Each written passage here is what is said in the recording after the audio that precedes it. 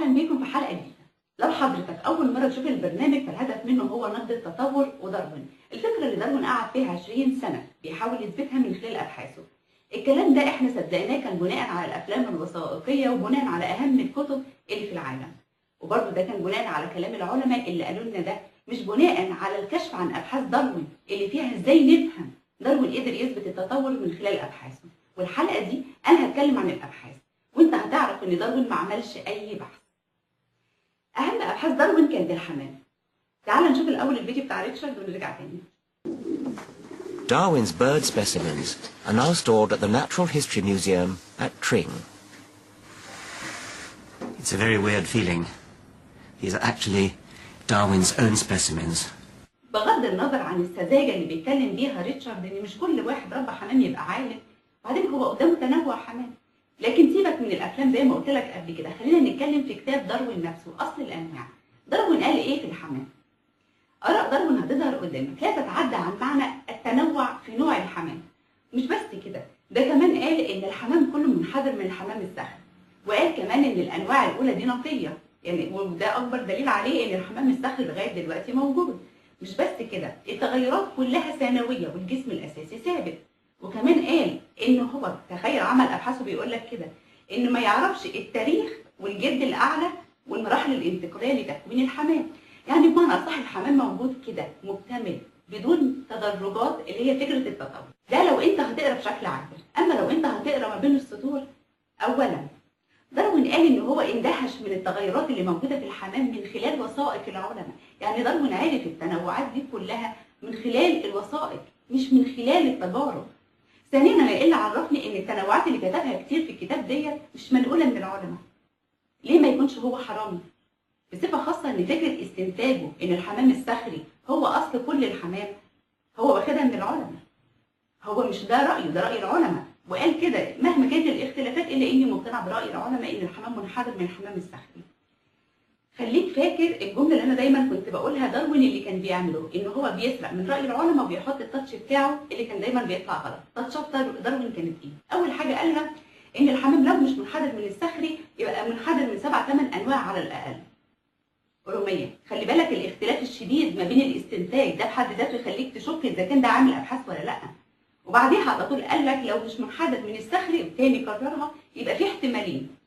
وبعدها راح قال لا كل الاسباب بتقول ان هو منحدر من الحمام الصخري. بعد كده راح قال لا الحمام منحدر من الحمام الازرق المخطط او الحمام الصخري الازرق والمخطط. انت المفروض عامل ابحاث، استنتج استنتاجات على الاقل لو فيها اختلاف ما تبقاش متناقضه ببعض. خليني اوضح لك مثال. لو مثلا انا شايفه لونين وانا بقول بنقله لك، فانا هقول لك متلخبطه، هقول لك ابيض او اوف وايت. اللونين متقاربين جدا واي حد ممكن يتلخبط ما بينهم. معناها ان انا شايفه حاجه بس مش عارفه اميز. بس لو انا قلت لك ابيض او اسود يبقى انا بشتغل، انا مش شايفه حاجه. ما ينفعش اكون شايفه وبستنتج حاجات مختلفه لبعض زي ما داروين عمال يقول.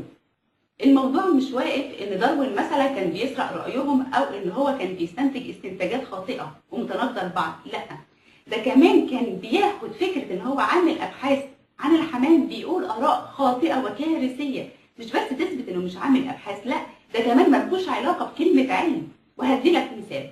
العلماء كانت واصله في عصر داروين ان التميزات بتحدث من التكاثر الجنسي، وان الاجنه صفاتها مهمه جدا. داروين نقد ده ورفضه، قال ما ينفعش ان دوت يحصل، وان التميزات تحدث من التكاثر الجنسي ده اعتقاد خاطئ. طب عاوز يثبت الصح، مش بس كده، قال برضه الاجنه صوره مبهمه. طب عاوز يثبت وجهه نظره فقال لك لا ده انا كنت ادخل على الحمام واقيس المنقار، والحمام لما كان يعني لسه مولود عمل تجربه 12 ساعه قارنه باللي كبر لقى ان في اختلافات كبيره جدا.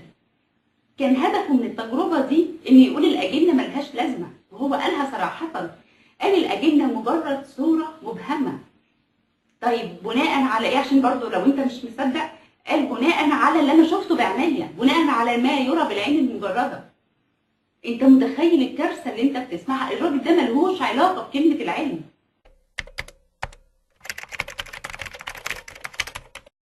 داروين المفروض عامل ابحاث وتجارب في النباتات، ولحسن الحظ برضو كان عامل تجارب نفس تجارب علماء بالظبط، بس مش مشكله. تعال نشوف استنتاجاته.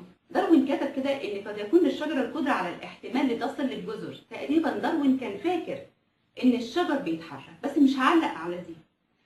داروين قال ان الانتخاب الطبيعي او الانتقاء الطبيعي هيحول النباتات، هيطولها ويخليها شجيره، ومن شجيره لاشجار. طبعا ده علميا ما ينفعش انه يحصل.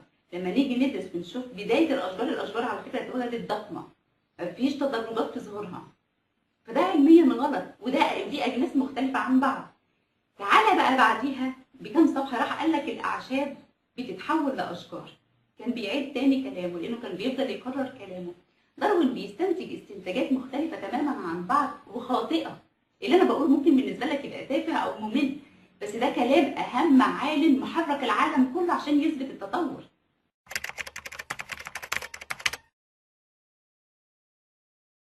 احنا كده اتكلمنا على الحمام والنباتات اللي هي الابحاث المعروفه من خلال الافلام، بس انت لو فتحت الكتاب هتلاقي ان داروين قال ان هو ربى حمام وفراخ وبط وارانب وخيل، كل ده كان عنده في البيت كان بيربيه. ده حقيقي طبعا؟ لا، هو كذاب. طيب ليه بقى بقول ده؟ هو قال على الخيل او الجياد دوت ان هو انحدر من المآلف، ده بناء على تربيته ليه. طيب هو جابه منين؟ في ما دام قال راي في حاجه صح لازم تعرف ان هو مسروق. في عالم اسمه الكورنيل بول، الشخص ده قال ان الجياد اللي مش نقي، اللي مش مخطط مش نقي. النفي اثبات، يعني يقصد ان الجياد منحدر من المخطط او من المآلف. داروين اخذ الراي ده منه هو، سرق. ما تنساش الجمله اللي دايما بقولها، داروين كان بيسرق من العلماء وبيحط التاتش بتاعه. طيب تاتشات داروين كانت ايه؟ اول حاجه قال لك كان عاوز يجيب المراحل الانتقاليه ما بين الجياد وما بين التيبر. راح قال لك التيبر ده حيوان شبه الخنزير، ماشي؟ طبعا الخيل او الجياد دوت ما بينه وما بين التيبر مفيش، ده نوع وده نوع. لكن هو قال لك، وهو قالها الاول، قال ان الاختلافات متباينه جدا او في فرق كبير جدا ما بين الاثنين، والصعب او ما ينفعش يبقى في مراحل انتقاليه ما بينهم، بس من المحتمل ان يبقى في مراحل انتقاليه مع جد او اب مجهول.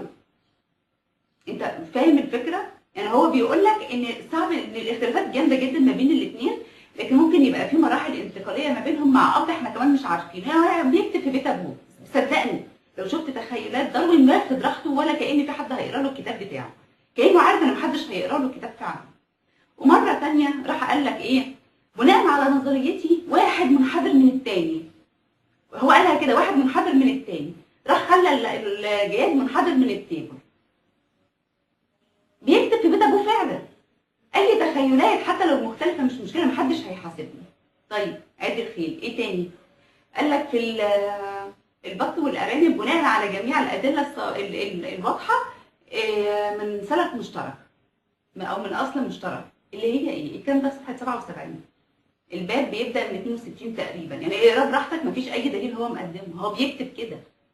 الفراخ قال لك انا ربيت جميع انواع الفراخ ولقيت ان هو منحدر من الفراخ الهندي الوحشي، نفس استنتاج بليس بالظبط. ده عالم قال الاستنتاج ده فراح نقله منه. الراجل ده حرامي. داروين بيسرق اراء العلماء يا جماعه وبيضيف التخيلات على ان هي استنتاجات مختلفه.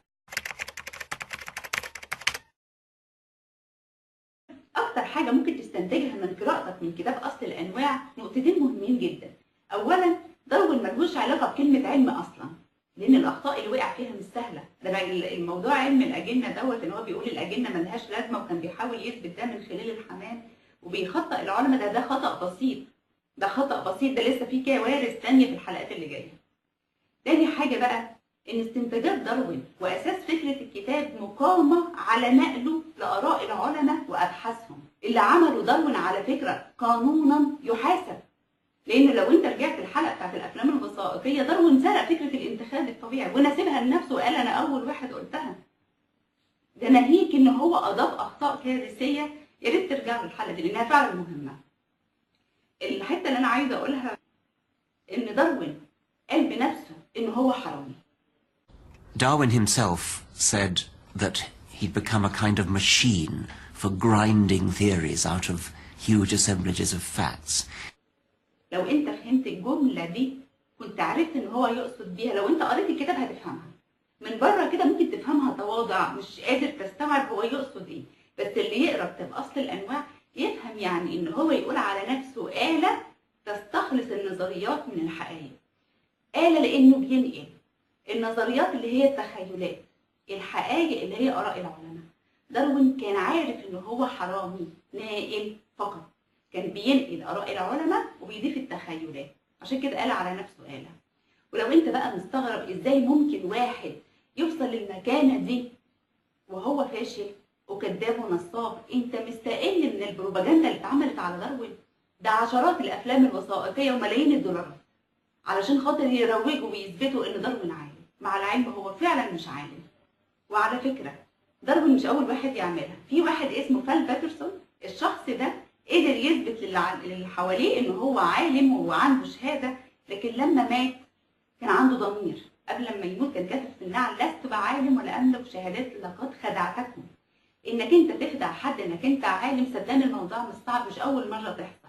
بس الفرق ما بين فال باترسون وداروين إن فال باترسون في الآخر كان عنده ضمير وقال حقيقته للناس، لكن داروين عرف يخدع الناس. إن حتى لما مات كان كاتب في المذكرات ما يعني إن هو كان إنسان مضطهد من العلماء اللي في عصره ومن الكنيسة اللي هي كانت في عصره، وده ما حصلش. وأظن واضح جدا الكذب والتدليس، إن هو يكون حرامي بينقل آراء العلماء، ده ناهيك إن هو بينسب حاجات لنفسه وهي أصلا آراء العلماء. داروين ما كانش عالم، داروين كان كذاب ونصاب وعرف يخدع العالم كله. بس الفضل الأول إن داروين يوصل للمكانة دي مش داروين، علماء التطور اللي في يوم من الأيام هعمل برضو حلقات عنهم، لأن في كذب بقصد منهم. وبالمناسبة ما ينفعش تقول لي إن الجملة دي بتتقال كتير حتى لو داروين غلط فنظرية التطور نظرية. لا، لأن أهم الكتب قالت إن نظرية التطور نظرية بسبب داروين. داروين كان الأساس. 99.9% من علماء الأحياء يؤيدوا نظرية التطور. 99.9% يصدقوا التطور كما جاء على لسان العبقري داروين. الأساس لما يطلع غلط ما ينفعش تقول لي اللي اتبنى صح، لا، نقطة من أول السطر ونبدأ من جديد ونشوف التطور اللي العلماء بتتكلم عنه. نتقابل الحلقة الجاية.